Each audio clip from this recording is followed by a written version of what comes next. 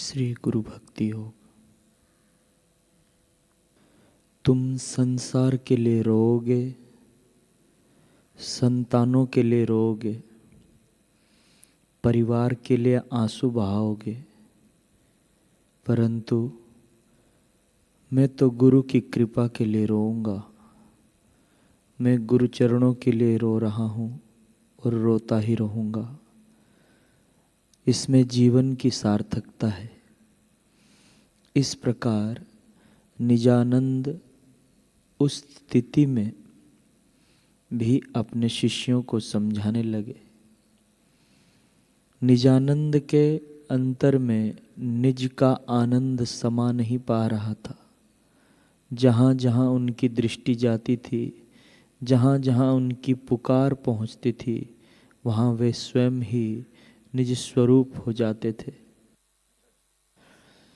निजानंद गुरु की याद ताज़ा कर रहे हैं। गुरु के सानिध्य में घटी संपूर्ण घटनाओं को हृदय पटल पर चित्रित करते हुए संसार को, संसार के संबंधों को अलविदा कर रहे हैं। निजानंद स्वामी धन्य धन्य हो गए होंगे।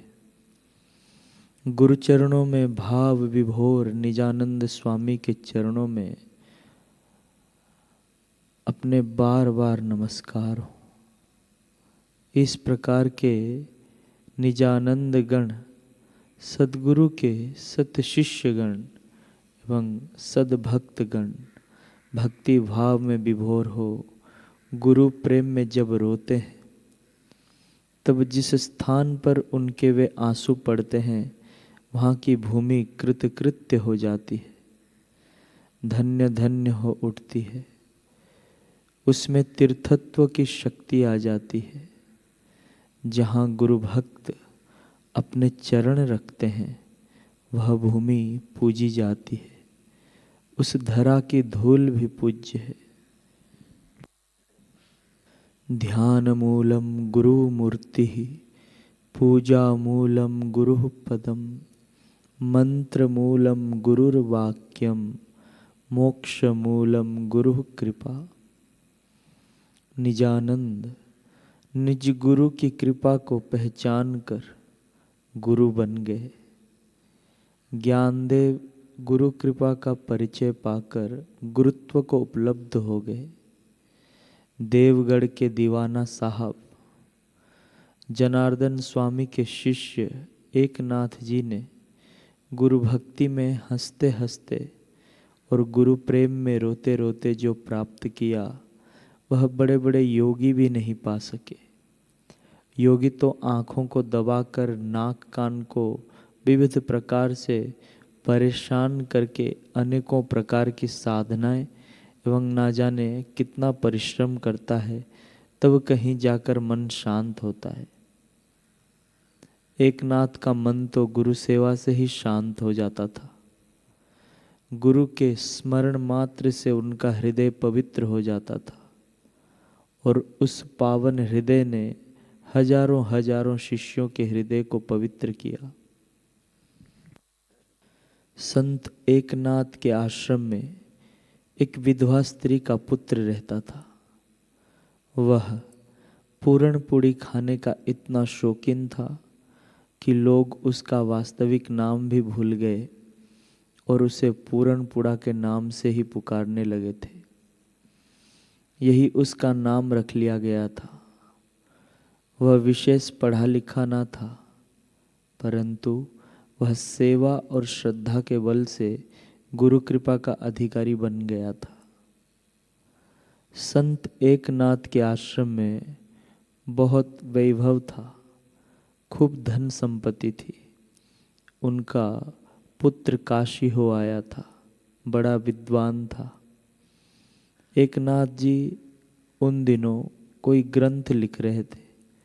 उन्होंने अपने शिष्यों से कहा, इस ग्रंथ की पूर्णाहुति कदाचित मैं ना कर सकूं, उससे पूर्व मेरा शरीर शांत हो जाएगा। आप लोग मेरे पुत्र को यह ग्रंथ पूरा करने के लिए दे देना। परंतु मुझे आशा नहीं है कि वह इसे पूरा कर सकेगा, कारण कि वह मुझे पिता मानता है, गुरु नहीं मानता।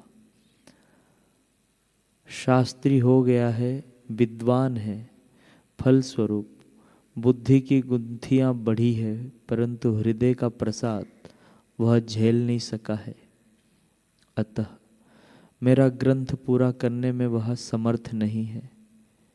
इसके बावजूद तुम प्रयास तो करना।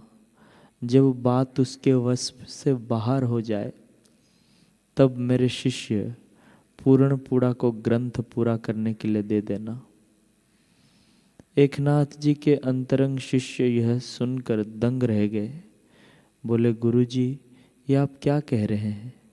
उसे भात नहीं भाता, दाल भली नहीं लगती, रोटी खिचड़ी आदि नहीं भाती, हलवा तक अच्छा नहीं लगता, प्रतिदिन केवल पूरण पूड़ी ही खाता है। तिस पर बुद्धू है, तब वह यह ग्रंथ किस प्रकार पूरा कर सकेगा? संत एकनाथ ने कहा, अन्य सभी विषयों में वह बुद्धू है, परंतु गुरु भक्ति में वह सर्वप्रथम है। भले ही वह पढ़ने में अंगूठा छाप है, परंतु गुणातीत मस्ती को झेलने की क्षमता को प्राप्त कर चुका है। उसके हृदय के द्वार खुल चुके हैं। द्वार ही क्या खुले हैं, पूरी दीवार की दीवार ही हट गई है। गुरु के आदेश को वह पूरी तरह अपना लेता है। प्रसाद में मिले फल के छिलके वह गुठली तक को बाहर नहीं फेंकता। गुरु की ओर से उसके पास जो कुछ भी आता है वह अमृत फल का मधुर रस बन जाता है।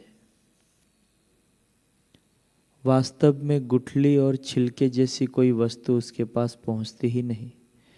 गुरु कृपा उसे इतना अधिक पवित्र बना चुकी है कि वह ग्रंथ पूरा कर सकेगा। वास्तव में हुआ भी ऐसा ही।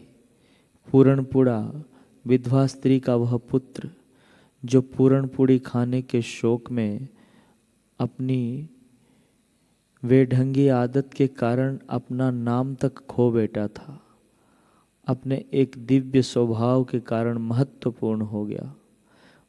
उस पवित्र आदत में सभी बेढंगी आदतें दब गई। सद्गुरु के प्रेम का ऐसा प्रभाव उठा जिसमें उसकी समस्त मूर्खताएं तिरोहित हो गई। अंततो गत्वा वह ग्रंथ उसी ने पूरा किया। ऐसे कितने ही अनपढ़ शिष्य तर गए, अनेकों मूर्ख शिष्य पार उतर गए और विद्वान गुरुभाई देखते ही रह गए।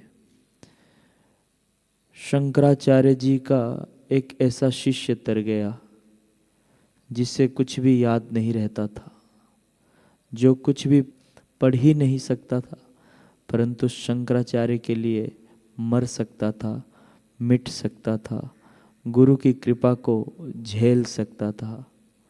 वह मंत्र और मंत्र के न्यासादि कुछ नहीं जानता था, ज्ञान ध्यान भी कुछ नहीं आता था।